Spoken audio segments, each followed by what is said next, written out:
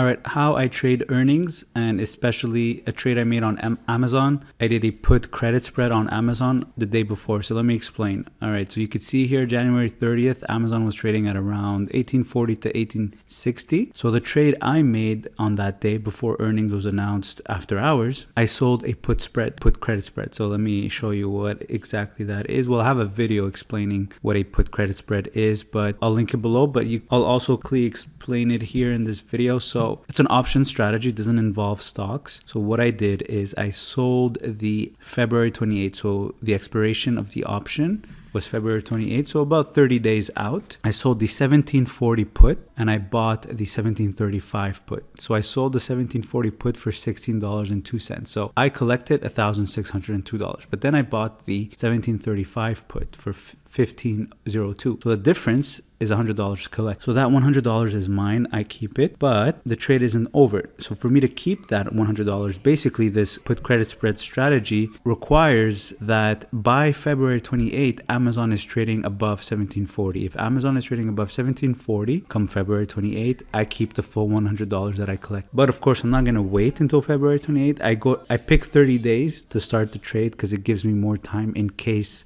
the trade goes against me. So of course, when Amazon jumped 2,000, which was unexpected, obviously when I made when I opened the trade on Thursday, I don't know where Amazon's going, but because I chose a put at 1740, I gave myself so much room to be right because it's already trading at 1860. So if it trades anywhere above 1740, I make my profit or my income. Luckily, this was the perfect scenario. Amazon jumped up. So if it had just opened at the same level, I could have already made a profit because the premiums in the options go down when after earnings is announced. And then as you could see here, the next day, so remember I sold the 1740 put option, collected $16.02. January 30th, January 31st, $9.50. I bought it back. So the option that I sold, I bought it back for $2.48. So you could see how much it dropped. It dropped because earnings was released. So the volatility in the options went down, but also because the stock went up a lot. So that in the case of a put option, it goes down in value if the stock goes up with just 1 day apart. But obviously because it was a put credit spread, I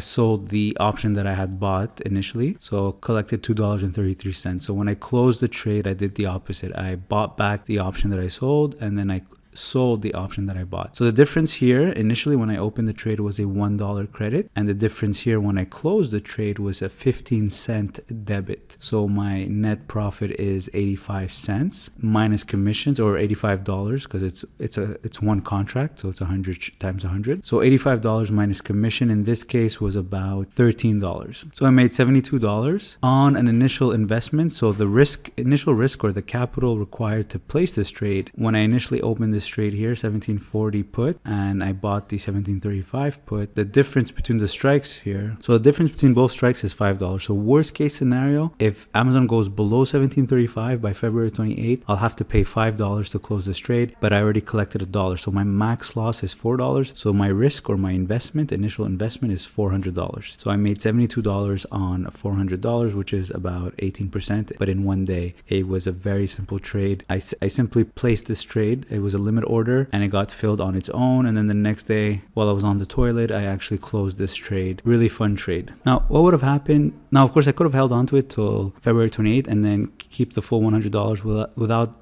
buying it back for $15 with commissions, but of course there's no real benefit to holding it for an extra 29 days just to save $15. So it makes more sense in terms of return on capital efficiency. It made more sense to close it in 1 day because I made 72% of the premium initially collected in 1 day. So it doesn't make sense to make the remaining 18% or 28% in the remaining 29 days. It's not good capital efficiency. Now what would have happened if Amazon actually dropped? Well, it had room to drop. So Amazon was trading at 1860 and my short put is 1740. So as long as it doesn't go below 1740, I'm safe. So I've got a lot of room to still make that same amount of profit. The only difference is I would not have been able to close the trade as early as I did. Maybe I would have had to wait a week before I can close it. But I have until February 28th to actually make my full profit. Now, what would have happened if it went below 1740? So as you can see, first of all, to start off, I'm giving myself a very good chance because I'm already far from the initial price. Plus, in addition to that, I'm giving myself 30 days. So even if Amazon drops, Amazon could drop, yeah, that's possible, but it has to drop hard. So that's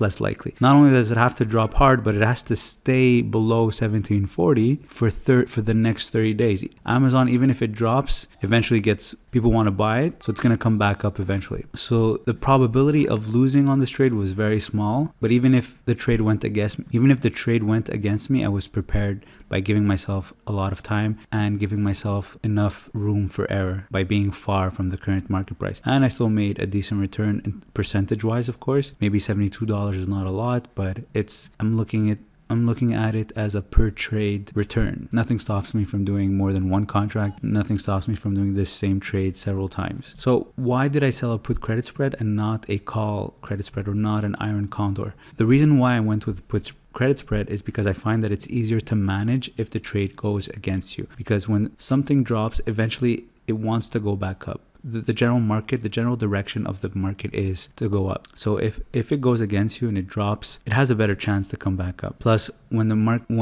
a stock drops, the premiums of the option is priced higher. So selling another put credit spread, even if the stock goes down, is going to be worth more and it's going to help me compensate for the initial loss. Plus, if the stock drops, I can sell a call spread to compensate for the loss and therefore reducing my max loss. So I was going into this trade with a $4 loss. But if Amazon blows past my 1740 and goes to 1700, first of all, if it goes to 1700, I'll tell myself I still have 30 days. Eventually it'll come back up. If it doesn't, if 2 weeks go by and it doesn't go up, 2 weeks go by and it still doesn't go up, then I'm going to sell a call spread probably at 1850 or 1800 to collect the premium, to collect the credit and reduce my max loss of $4. At the same time, if Amazon does drop all the way down to 1700, I'm going to sell another put credit spread 30 days out again, and I'll probably choose a 1600 strike. So my new put spread has an even stronger chance of being a winner because Amazon's not going to drop that much in a row, and I'm going to sell a call spread to compensate for the initial